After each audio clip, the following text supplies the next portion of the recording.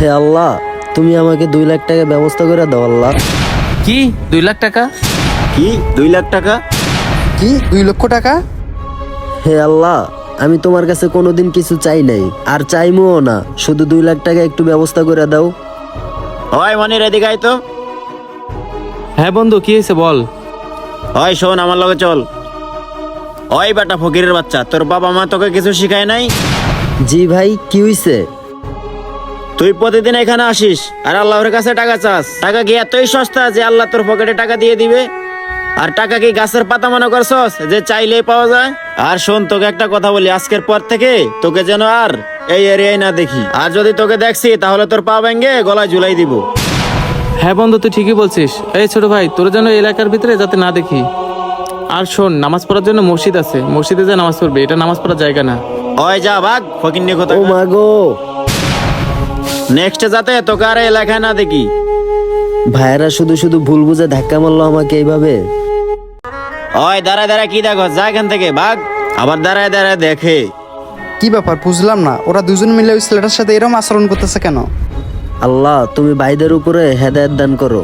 আচ্ছা, আমি তাহলে এখান থেকে চলে যাই। চল বন্ধু, ফকিন্নি মুডটাই নষ্ট করে দিছে। আরে বন্ধু, তোরা দুজন মিলে ওই ছেলেটার সাথে এরকম খারাপ আচরণ করলি কেন? আরে বন্ধু আর বলিস না, ফকিন্নির ফোলা প্রতিদিন এখানে এসে আল্লাহর কাছে টাকা চা। বন্ধু এখন তুই বল, টাকা কি গাছের পাতা যে চাইলেই পাওয়া যায়? বন্ধু, তুই মনে হয় বিষয়টা খেয়াল করিস নাই। এই শালা প্রতিদিন এখানে আসে, নামাজ পড়ে, আর নামাজ শেষে মোনাজাতে আল্লাহর কাছে 2 লক্ষ টাকা চায়। শোন বন্ধু, আল্লাহ কি এতই দয়ালু? টাকা চাইলে কি যারে তারে দিয়ে দিব? কই থেকে যে এরকম ফকিনি জগিনি সামনে পড়ে। তাও বন্ধু, আমার মনে হতেছে কি ওই ছেলেটার সাথে তোদের এই কাজটা করা একদমই ঠিক হয়নি মনে হয়।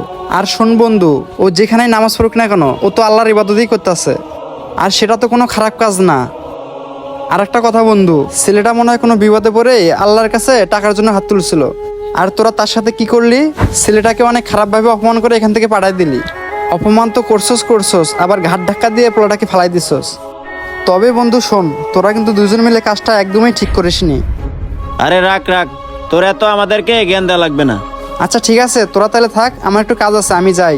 না, যেভাবে হোক ছেলেটার কাছ থেকে আমাকে জানতে হবে কেন সে 2 লক্ষ টাকা মোনাজাতে বয়ে চায়।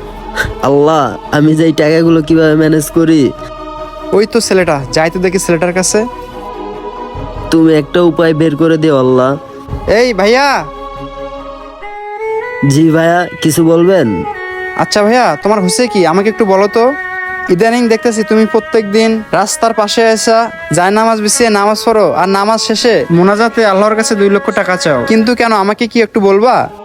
আসলে সত্যি কথা বলতে কি ভাইয়া, এই পৃথিবীতে আমার আপন বলতে মা ছাড়া আর কেউ নেই। আর সেই মাটা আমার অনেক অসুস্থ, ডাক্তার বলছে মার চিকিৎসা করাইতে 2 লক্ষ টাকা লাগবে। আমি স্টুডেন্ট মানুষ ভাই, আমি এত টাকা কই পামু? আমি তো কাজও করি না। তাই আমি প্রতিদিন এখানে এসে নামাজ পড়ে আল্লাহ তাআলার কাছে নামাজ শেষ করে মুনাজাতে আল্লাহ তাআলার কাছে 2 লক্ষ টাকা চাই।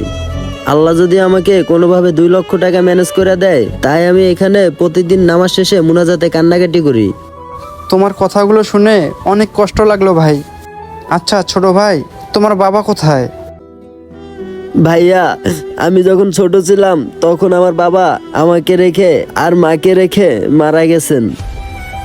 দেখো ভাইয়া, এভাবে কান্নাকাটি করো না, কারণ একদিন আমাদের সবারই মৃত্যুবরণ করতে হবে। আর একটা কথা, তুমি থাকো কোথায়? ভাইয়া, আমি ওই যে সামনের বস্তিটা আছে না, ওই বস্তিতে থাকি। ও আচ্ছা, তার মানে তুমি এই সামনের বস্তিতে থাকো। আচ্ছা ভাইয়া, তোমার মার যে 2 লক্ষ টাকা লাগবে চিকিৎসা করার জন্য, সেটা কবে লাগবে? ভাইয়া, ডাক্তারে বলছে 1 সপ্তাহের ভিতরেই ম্যানেজ করতে। শোনো ভাইয়া, তুমি তাহলে এখন যাও, আর তুমি কালকে ঠিক এইরকম টাইমে এখানে আমার জন্য ওয়েট করবা, ঠিক আছে?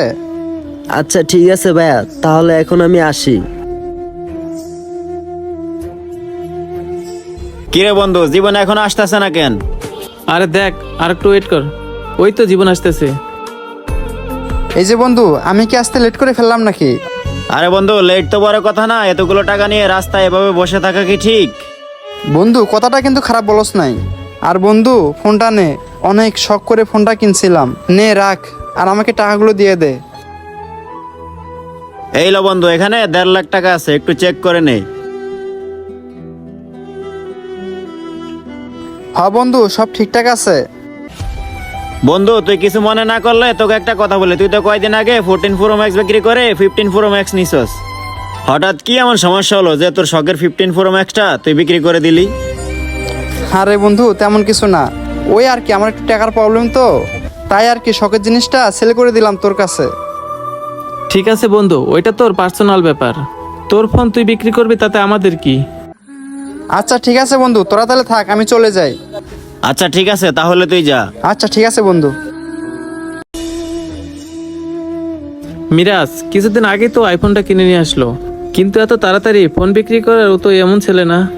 বন্ধু তোকে একটা কথা বলি শোন, তুই তো ফোনটা নেওয়ার সময় ভালো করে চেকও করে দেখলি না। দেখ তো মোবাইলটাতে কোনো সমস্যা আছে কিনা। আরে মনির এসব কি বলতেছে? জীবন তো 2 দিন আগে নতুন ফোন কিনে নিয়ে আসলো, আর নতুন ফোনে কি সমস্যা থাকতে পারে? না বন্ধু, মোবাইল তো দেখে ভালোই মনে হইতাছে। মিরাজ আমার তো অনেক সন্দেহজনক মনে হইতেছে। এতগুলো টাকা দিয়ে ও কি করবো? চল তো ওকে গিয়ে ফলো করি। আচ্ছা ঠিক আছে, চল তো দেখি যাই ও এতগুলো টাকা নিয়ে কি করে। কি ব্যাপার? ভাই তো কালকে এখানে বললো এই টাইমে আসতে, ভাই এখনো আসতেছে না কেন? ভাইয়াটাকে তো কালকে বলছিলাম এখানে থাকানোর জন্য, দেখি তো আইছে কিনা। ওই তো দেখা যাইতেছে আইছে। ছোট ভাই তুমি আইছো? হ্যাঁ ভাই, আমি তো আপনার কালকের কথা মতো ওই জায়গায় এসে দাঁড়ায় আছি। আচ্ছা একটা কাজ করো, এই ব্যাগটা রাখো, এই ব্যাগে 1.5 লক্ষ টাকা আছে। তুমি এখন এই 1.5 লাখ টাকা রাখো, আর কালকের মধ্যে আমি তোমাকে আরো 50,000 টাকা ম্যানেজ করে দেবো। সেই টাকা দিয়ে তুমি তোমার মায়ের চিকিৎসা করাইও, ঠিক আছে ভাইয়া? মনির, তার মানে কি জীবন ফোন বিক্রি করে ওই ছেলেটার মায়ের চিকিৎসার জন্য টাকাগুলো দিতেছে? হ্যাঁ মিরাজ, তাই তো দেখতেছি। সত্যি ভাই, আপনি আমার মায়ের জন্য এতগুলো টাকা ম্যানেজ করে দিলেন? ভাই আপনাকে যে কি বলবো, সত্যি ভাই আপনি মানুষ না, আপনি ফেরেশতা। ভাই আপনি যদি আমাকে ঠিক সময় এই টাকাটা না দিতেন, তাহলে হয়তো বা আমার মায়ের চিকিৎসাটা আমি করাইতে পারতাম না। আর আমি যে আপনাকে কি বলে ধন্যবাদ দিব সেই ভাষাটা খুঁজে পাচ্ছি না। শোনো ভাইয়া, ধন্যবাদ দিয়ে আমাকে ছোট করবা না, দেওয়ার মালিক তো ওই উপরে আল্লাহ, আমি তো মাত্র ওসিলা। সবচেয়ে বড় কথা হলো কি ভাইয়া জানো, আমার দ্বারা যদি কোনো একটা মা অসুস্থ থেকে সুস্থ হয়ে ওঠে, এটাই তো আমার অনেক কিছু পাওয়া। আমি আল্লাহর কাছে দোয়া করি তোমার মা যাতে খুব তাড়াতাড়ি সুস্থ হয়। আচ্ছা ভাই, তাহলে এখন আমি আসি, আমার আবার তাড়াতাড়ি হসপিটালে যেতে হইব। আচ্ছা ঠিক আছে ভাইয়া, তুমি তাহলে টাকাগুলো নিয়ে তাড়াতাড়ি হাসপাতালে যাও। আল্লাহ তুমি ওর মাকে খুব তাড়াতাড়ি সুস্থ করে তুলো। এই জীবন দাঁড়া। বন্ধু, তুই একটা অসুস্থ মায়ের জন্য তোর শখের আইফোনটা তুই বিক্রি করে দিলি, আর আমরা তো ভাবছিলাম কি না কিসের জন্যই তুই ফোনটা বিক্রি করে দিলি।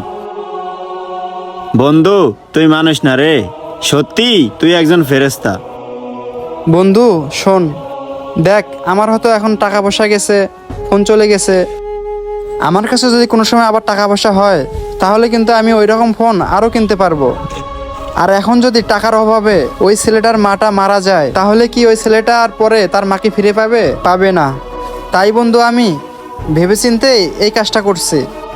বন্ধু আল্লাহর কাছে দোয়া করি তোর মতো যেন এরকম সকলেই উদার মনের মানুষ হয়। বন্ধু আল্লাহ যেন তোর কথাটা কবুল করে। তাহলে চল বন্ধু আমরা এখন যাই। আসসালামু আলাইকুম বন্ধুরা, আমাদের ভিডিওটি ভালো লাগলে অবশ্যই লাইক কমেন্ট শেয়ার করতে ভুলবেন না। ধন্যবাদ সবাইকে।